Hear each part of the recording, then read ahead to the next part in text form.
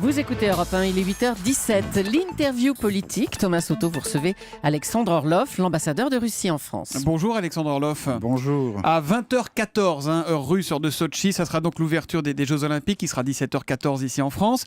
Ces JO de Sotchi, c'est le triomphe de l'olympisme et de ses valeurs, ou c'est le triomphe d'abord politique d'un homme, Vladimir Poutine?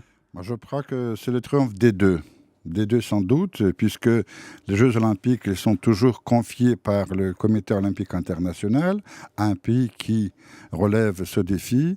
Et c'est bien sûr aussi le triomphe du président Poutine, mais aussi de tout le peuple russe qui est derrière, puisque si vous imaginez le travail qu'on a fait pour préparer Sotchi à ces Jeux, on imagine bien la participation de nombre de gens qui ont participé. Alors on dit que c'est le retour de la grande Russie, ça correspond à une réalité. C'est ce que vous avez envie d'entendre, vous, aujourd'hui, au moment où s'ouvre ce grand rendez-vous? Non, je pense que la Russie est déjà retournée depuis longtemps sur la scène internationale. Mais pour nous, les Russes, les Jeux Olympiques, c'était quelque chose de formidable. On a rêvé de ça depuis très très longtemps. On a attendu ce jour depuis 7 ans, puisque jamais la Russie n'a eu les Jeux Olympiques d'hiver. C'est la première fois qu'ils les organisent. Oui, tout à fait. Et pour nous, alors c'est une grande fête.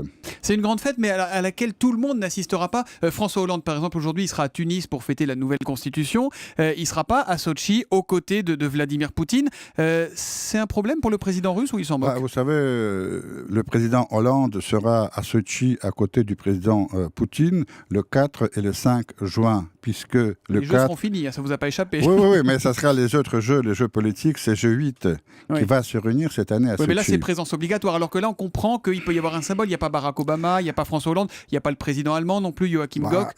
Il y a par contre le président chinois, il y a 44 chefs d'État et de gouvernement qui se déplacent pour Sotchi. Et puis, vous savez, pour le président Hollande, comme tout homme, il a ses intentions, et je sais que dans ses intentions, il n'y avait jamais d'aller à Sotchi, puisque jamais les présidents français ne sont pas allés aux Jeux Olympiques d'hiver. Oui, mais pardon, sans faire injure à nos amis canadiens qui ont organisé les précédents, le président canadien n'est pas Vladimir Poutine, c'est pas la même personnalité, c'est pas la même stature. C'est pas un peu offensant quand même que... Non, pas du tout. Du tout. Je pense du tout, non. Il n'y a aucune rancune. Alexandre Orlov, admettons que je sois homosexuel. Si j'allais assister, là tout à l'heure, à la cérémonie d'ouverture et que, pris par l'ambiance, j'embrasse, j'étreins mon compagnon, est-ce qu'il m'arriverait des histoires? Je vous embrasserai à mon tour. Oui, parce que c'est la tradition russe. Non, mais si vraiment je revendique mon homosexualité, que voilà. Aucune discrimination. Écoutez, tous les gens sont libres de voir leur orientation sexuelle. Tout ce que nous ne voulons pas, c'est de faire du prosélytisme auprès des jeunes. Mais où commence le prosélytisme? Parce que si je fais ça et qu'il y a des enfants dans la tribune, je dis ça, c'est pas un hasard, parce que ça rentre dans le cadre, enfin je me demande, ça rentre dans le cadre de la loi sur la propagande homosexuelle. Je peux vous dire qu'une embrassade, ça gêne personne. Mais si vous allez plus loin, ça peut gêner, et pas uniquement les enfants. Mais c'est quoi plus loin? Ouais. Mais non, parce qu'il y a des homosexuels qui s'embrassent, il y en a partout dans le monde et ils vont pas plus loin. Enfin, en général, les gens se tiennent quand même, hétéros ou homo. C'est vraiment un faux problème. Un faux problème. Si vous allez, non pas à Sotchi, mais à Sotchi, à Moscou et ailleurs, vous allez voir qu'il n'y a aucune discrimination vis-à-vis des homosexuels. Mais alors pourquoi cette loi pour les homos et pas pour les hétéros? Encore une fois, je veux dire que dans nos traditions, nous préservons les jeunes contre ce que nous pensons que ce sont des choses qui ne concernent que des adultes, il faut les préserver. C'est une loi qui est contre la propagande non seulement de l'homosexualité, mais aussi de la pédophilie. Oui. Parce qu'il y a une assimilation entre l'homosexualité et la pédophilie. Poutine, à la TV russe, disait le 18 janvier, homosexuel, laissez les enfants tranquilles. C'est-à-dire qu'il fait un lien clair entre homosexualité et pédophilie. Non, pas du tout. Il a raison, puisque, encore une fois, cette loi, il prohibe le prosélytisme, la propagande de l'homosexualité auprès des jeunes. Et je crois que quand le président Poutine dit qu'il faut laisser les enfants tranquilles, il a tout à fait raison. C'est ce que moi, je dirais aussi à mes enfants. Oui, mais les enfants, ils peuvent être embêtés par des hétérosexuels déviants aussi. Il y a pas que c'est un problème de délinquance et de criminalité qui n'est pas un problème de comportement sexuel, si? Non, mais je ne vois pas de problème. Et vous allez voir, aussi bien pendant les Jeux Olympiques que dans notre vie quotidienne, il n'y a aucune discrimination vis-à-vis des homosexuels. Et quand vous entendez Ban Ki-moon, le secrétaire général de l'ONU, qui hier a invité le monde à, je le cite, s'élever contre les attaques sur les lesbiennes, les gays, les bisexuels, les transgenres ou les intersexes, ça vous choque que le secrétaire général de l'ONU dise ça à ce moment-là? C'est une ingérence ou pas? Il aurait mieux fait de se taire? Non, pas du tout, parce que moi j'ai vu hier une autre image, j'ai vu Ban Ki-moon avec le flambeau olympique courir dans les rues de Sotchi. Donc, chacun voit son image. On va parler de la sécurité de ces Jeux. C'est une grande préoccupation pour les Russes. Vous avez mis beaucoup de moyens pour ça. Les services secrets américains ont mis en garde les compagnies aériennes qui affrètent des vols vers la Russie. Elles évoquent un risque concernant des tubes de dentifrice qui contiendraient des explosifs. Est-ce que ça, c'est un sujet d'inquiétude pour vous ? Écoutez, je crois que pour tout pays qui organise des grandes manifestations, que ce soit sportives ou politiques, les questions de sécurité sont primordiales. Et bien sûr, nous avons pris toutes les précautions nécessaires, comme ça a été le cas à Londres, par exemple, pendant les derniers Jeux. Et d'ailleurs, je peux vous dire qu'à Sochi, discrètement, sont présents les représentants du police, des services spéciaux de tous les pays du monde, y compris de la France, qui travaillent avec leurs homologues russes pour justement garantir la sécurité des gens qui sont venus à Sochi. Et là, je trouve que c'est une chose tout à fait normale. On est d'accord que la sécurité à 100% n'existe pas, mais vous dites aujourd'hui, les Jeux de Sochi qui commencent tout à l'heure sont aussi sûrs que les Jeux de Londres, par exemple ?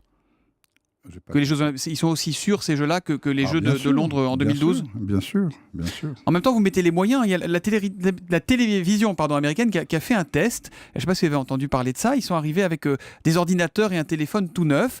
Ils se sont rendus dans un hôtel qu'ils ont connecté au Wi-Fi. Et aussitôt que leurs appareils ont été connectés, ils ont été piratés. Leurs conversations ont été écoutées. Alors, est-ce que c'est vous qui piratez et qui écoutez tout ça au nom de la sécurité ? Non, écoutez, ça, j'ai aucune connaissance de cette information. C'est ce qu'ils ont... Ça m'étonnerait. Oui. Ça m'étonnerait. Où est-ce que vous avez placé la limite dans ce qui rentre dans le cadre de l'organisation de la sécurité à Sochi ? Qu'est-ce qu'on peut se permettre aujourd'hui pour être sûr que les Jeux se passent bien ? On peut tout se permettre, sauf menacer la vie des autres. D'accord, donc tout est possible par ailleurs. Est-ce que tout est prêt à Sochi ? Parce qu'on entend beaucoup les journalistes notamment. Alors on sait que les journalistes ont parfois tendance à se plaindre, c'est vrai. Mais il y a beaucoup de détails de journalistes qui expliquent que les hôtels ne sont pas complètement finis, qu'il n'y a pas de chauffage, qu'il y a de l'eau marron qui coule des robinets. C'est de la propagande occidentale ou en effet il y a un peu de retard à l'allumage dans les alentours du village olympique ? Écoutez, moi je n'ai pas écho de ces informations puisque tout ce que je vois sur d'autres chaînes, notamment sur le chaîne russe, je crois que tout est prêt pour les Jeux. S'il y a quelque chose qu'ils ont constaté qui ne sont pas encore très bonnes, je pense qu'on va les réparer. Mais encore une fois, ça m'étonnerait. Je ne suis pas du tout sûr que cette information est exacte. On va parler de l'Ukraine, la situation en Ukraine. Le président Yanukovych sera à la cérémonie d'ouverture tout à l'heure, aux côtés de Vladimir Poutine. Il va arriver aujourd'hui, oui. Il paraît que Vladimir Poutine est un peu contrarié parce qu'il trouve que l'Ukraine, finalement, se fait un peu tirer la main pour accepter de basculer dans le camp russe. Qu'est-ce qu'il va lui dire à Yanukovych, Vladimir Poutine ? Écoutez, ça, je ne vais pas parler à la place de mon président, mais je crois qu'ils vont échanger sur la situation actuelle en Ukraine, puisque l'Ukraine, ce qui se passe là-bas nous préoccupe, puisque c'est notre partenaire le plus proche économiquement.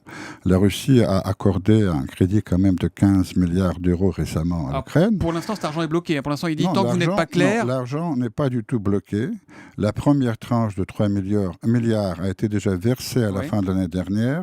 Vous savez, quand on fait un crédit, on le fait par les tranches.